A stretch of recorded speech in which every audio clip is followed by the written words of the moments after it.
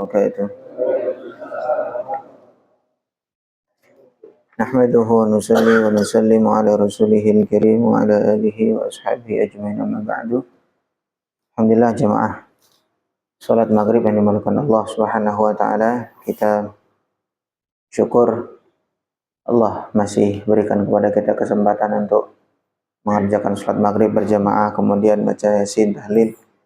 Mudah-mudahan apa yang sudah kita kerjakan ini diterima oleh Allah Subhanahu wa taala.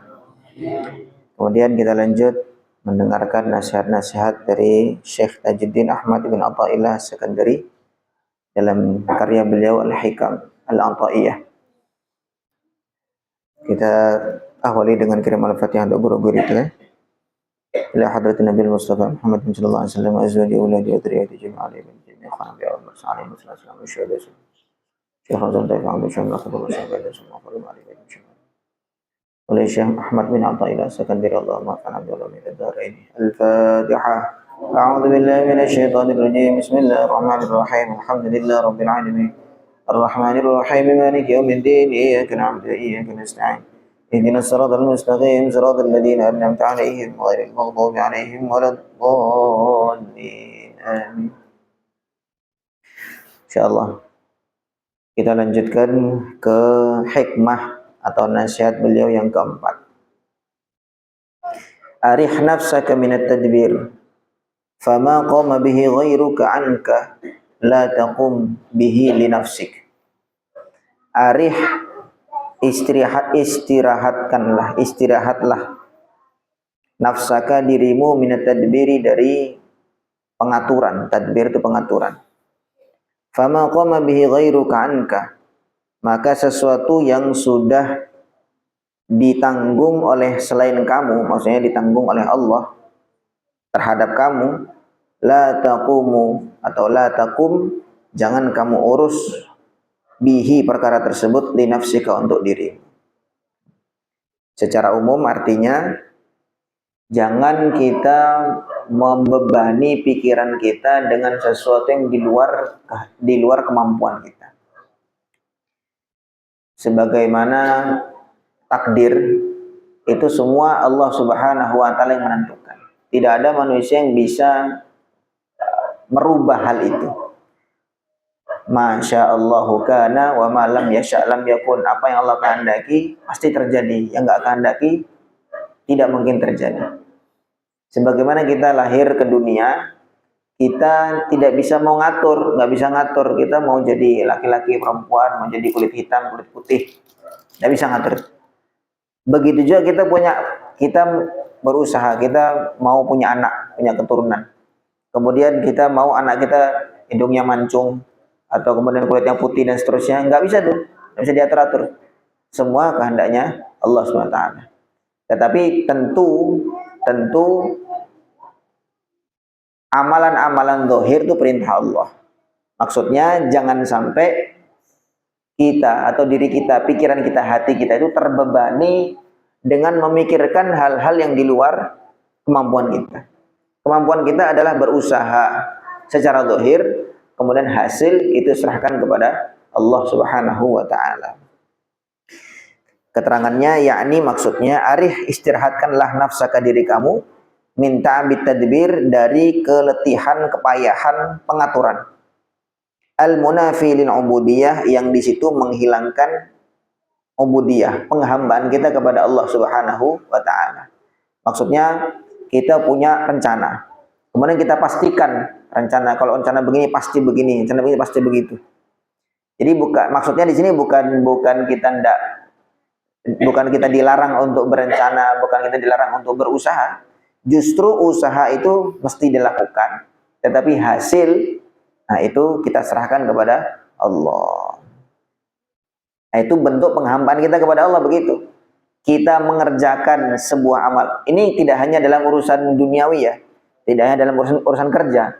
Bahkan di dalam ibadah sekalipun, kita sholat, kemudian kita menjamin dengan sholat kita bisa masuk surga, kita diridai Allah SWT. Nah itu keliru. Itu keliru. Kenapa kita sholat? Kenapa kita puasa? Kenapa kita bayar zakat? Ya karena Allah perintah demikian. Sudah. Hasilnya nanti itu kita nanti seperti apa, nah itu bukan urusan kita. Itu di luar kemampuan kita. Kemampuan kita bisa mengerjakan sholat, kerjakan sholat. Kita bisa laksanakan puasa, laksanakan puasa. Kita mampu bayar zakat, bayar zakat. Selebihnya itu kembalikan kepada Allah. Nah, itu bentuk penghambaan kita. Kalau seandainya seseorang dia menjamin bahwa dengan amalnya dia pasti masuk surga, nanti akan kecewa. Dan ini bentuk justru dia mengatur Allah, kan gitu. Mau mengatur Allah. Karena saya sudah begini, saya harus begitu. Ya kan gitu. Karena saya sudah sholat, saya harus mendapatkan itu. Bukan penghambaan demikian, bukan penghambaan. Namanya transaksional kita sama Allah SWT. Tapi bentuk penghambaan, ya sudah namanya hamba, engkau perintah kepada saya seperti apa ya Allah, ya sudah saya akan kerjakan. Adapun engkau marah ataupun tidak marah kepada saya, itu terserah engkau. Itu namanya penghambaan yang total.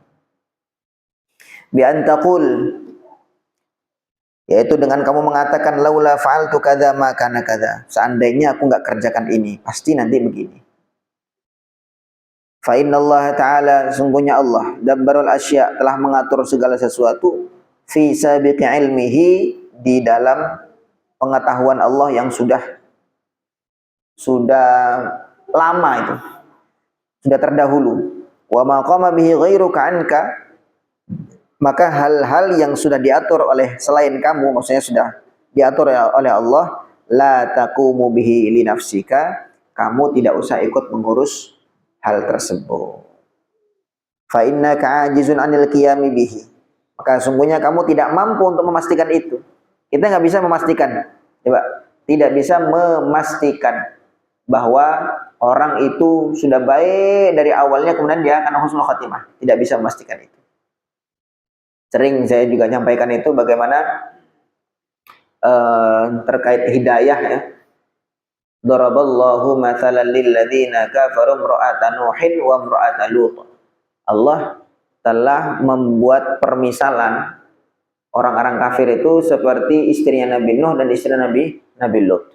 Kanata tahta abdaini min ibadina shalihain. Dua-duanya berada dalam pengawasan dua hamba yang soleh. Nabi kurang soleh apa Nabi? Itu fakhanatahuma falam yughniya anhuma minallahi syai'a wa qila dukhulan nar ma'ad dakhilin. Dua-duanya berada di dalam pengawasan dua orang hamba yang soleh, yaitu Nabi Nuh dengan Nabi Lut, tetapi keduanya khianat. Maksudnya khianat, nggak mau mengikuti apa arahan Nabi, apa arahan suaminya, padahal coba kumpul satu rumah, ada tidur berdua, makan berdua, istri dari seorang Nabi. Tetapi ketika sudah hidayah Allah itu tidak masuk, Allah memang kehendaki mereka berdua itu tersesat, ya Nabi sekalipun nggak bisa berkutik. Sebagaimana kita, Nabi Muhammad SAW dakwah kepada pamannya sendiri, yaitu Abu Thalib. Kalau Allah tidak kehendaki hidayah, sudah selesai. Walaupun Nabi kepingin untuk supaya pamannya itu masuk Islam. Tetapi usaha untuk itu mesti dikerjakan. Usaha untuk menasihati istri, kemudian usaha untuk mengajak pamannya Nabi untuk masuk Islam, itu harus dikerjakan. Itu karena perintah Allah. Adapun hasil, kita angkat tangan, kita serahkan kepada Allah Subhanahu wa Ta'ala. Jadi dia tidak hanya dalam urusan rezeki kerja itu, nggak hanya itu saja, tapi bahkan di dalam hal ibadah sekalipun kita serahkan hasilnya kepada Allah. Kita ngaji aja. Kenapa kok ngaji? Supaya masuk surga. Yaitu itu kelas-kelas yang bawah lah ya, istilahnya begitu. Kelas-kelas yang bawah, karena memang boleh-boleh saja orang tuh motivasinya ibadah itu karena mau masuk surga, mau dapat janji dari Allah, itu termasuk di antara yang Allah iming-imingkan hambanya, itu juga iya. Tetapi yang lebih tinggi kelasnya itu, nah ini kan kitab hikam ini kan kelasnya para sufi, orang-orang yang dekat dengan Allah. Bukan kelasnya kita, tapi kita penting tahu. Nah, orang-orang yang lebih tinggi kelasnya itu mereka memandangnya, saya mengerjakan amalan ibadah ini karena perintah Allah. Begitu saja, selesai.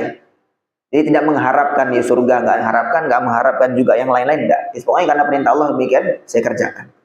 Hasil itu serahkan kepada Allah Subhanahu wa taala.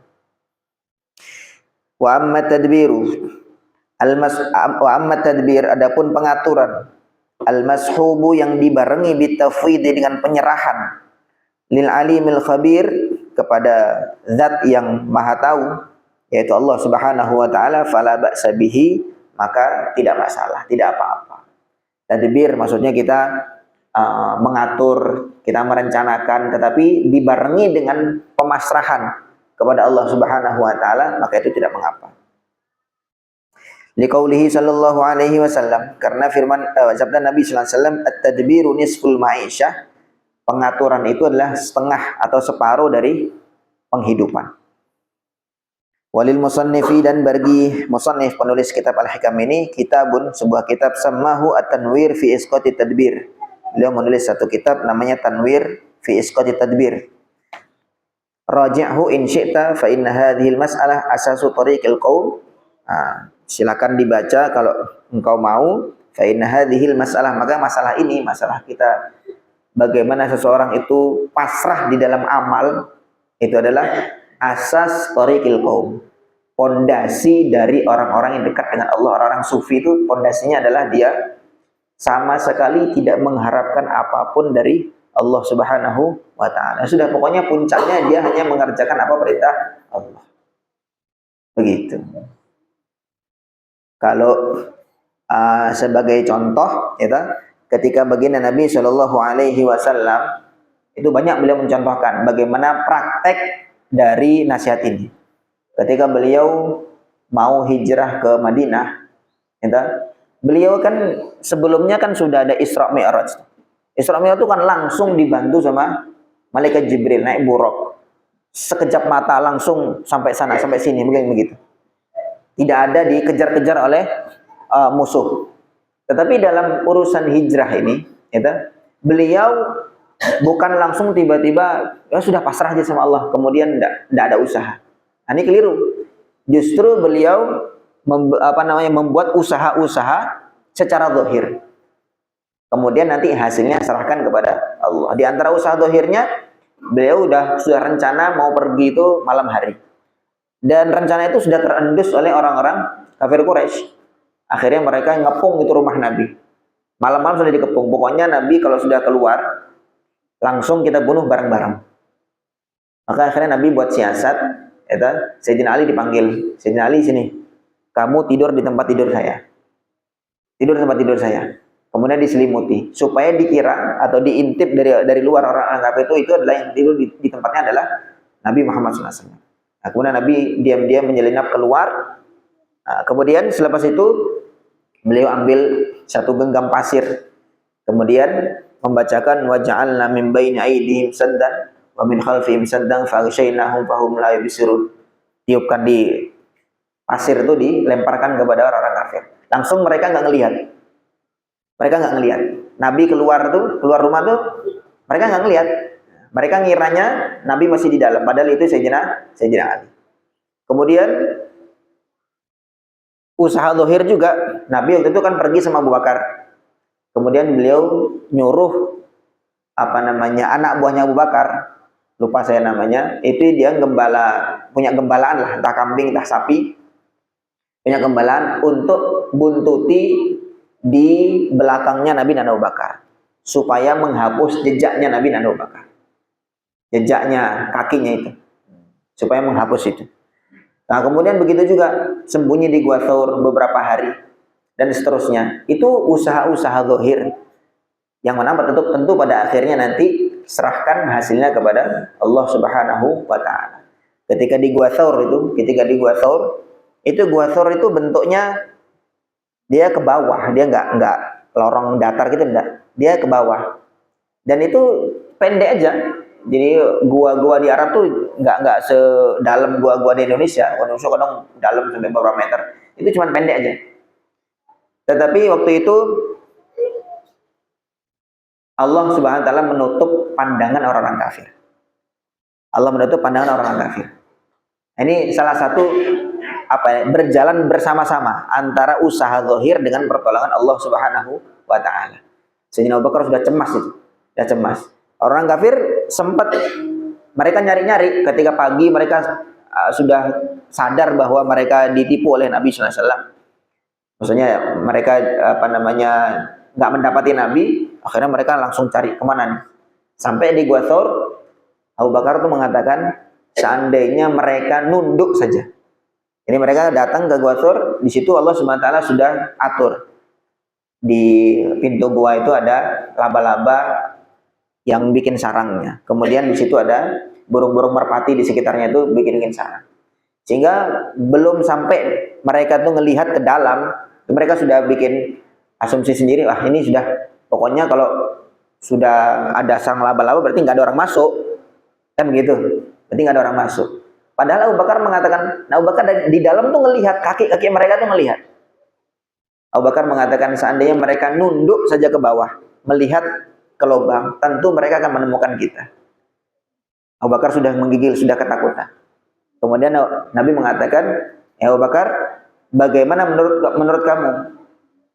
Dua orang, Allahu thalithuhuma. Dua orang, ya kemudian yang ketiga adalah Allah Subhanahu wa taala. Disitulah Nabi mengatakan, la tahzan, innallah. Jangan kamu cemas karena Allah SWT bersama kita. Kita sudah usaha zahir sekuat mungkin. Nah, sudah pokoknya terakhir serahkan kepada Allah Subhanahu wa taala. Jadi inti dari nasihat ini adalah bagaimana apa-apa yang Allah perintahkan kepada kita berupa usaha-usaha zahir itu kita kerjakan semaksimal mungkin. Nah, kemudian pada akhirnya hasil itu kita serahkan kepada Allah Subhanahu wa taala. Kita nggak bisa memastikan baik ini usaha zahir berkaitan dengan pekerjaan, kita mengaku saya kok kerja begini, hasilnya begini, langsung untung ruginya kita hitung-hitung, kita pastikan. Nah, itu justru kita malah capek.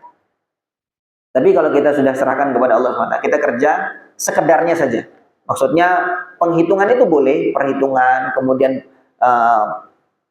rencana-rencana sepertinya boleh. Tetapi dengan memastikan demikian, itu tidak disarankan. Kita justru akan mencapaikan diri kita karena hal itu adalah di luar kemampuan manusia.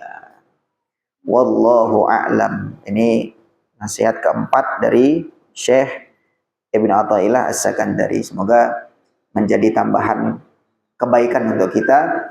Mudah-mudahan kita amalkan sehingga hati kita menjadi tenang di dalam menjalani perintah-perintah Allah Subhanahu wa taala. Karena kita kalau sudah transaksional, saya udah sholat kok saya begini, saya udah begini kok saya begitu, nah, kita akhirnya kecewa sama Allah gitu. Tapi kalau kita itu tadi menyerahkan hasil kepada Allah, kita akan tenang, ya sudah, saya hamba, saya nggak punya hak apa-apa, semuanya terserah Allah Subhanahu wa taala secara total. Wallahu a'lam. Saya kira cukup demikian, kurang lebihnya mohon maaf. Assalamualaikum warahmatullahi wabarakatuh.